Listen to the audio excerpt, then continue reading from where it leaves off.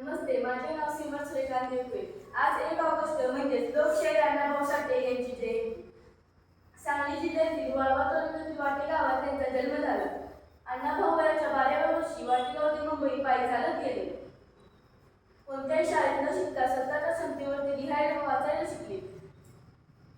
फक्त 1.5 दिवस शाळेत जाऊन त्यांनी स्वतःच्या क्षमतेवर तब्बल 36 कादंबऱ्या, 350 कथा, 14 लोकनाट्य व 13 कथासंग्रह लिहिले. 77 ग्रंथांची निर्मिती केली. त्यांची पुस्तके जगभरातील 27 भाषांमध्ये अनुवादित झाली.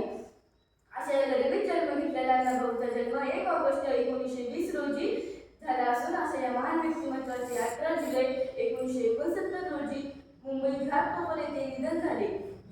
त्यांना फक्त 49 वर्षाचे आयुष्य लाभलं. त्यात 23 वर्ष लेखनात गेली. असा दलितांचा पहिला हिरा म्हणजे लोकशाहीर अण्णाभाऊ साठे.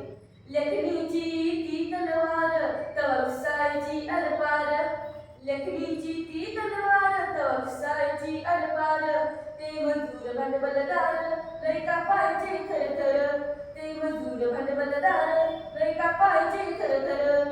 संयुक्त महाराष्ट्राचा लढा लढविला देशामध्ये, संयुक्त महाराष्ट्राचा लढा लढविला देशामध्ये, शिवरायांचा पोवाडा गायलाय अण्णाभाऊंनी रशियामध्ये, शिवरायांचा पोवाडा गायलाय अण्णाभाऊंनी रशियामध्ये, शिवरायांचा पोवाडा गायलाय अण्णाभाऊंनी रशियामध्ये.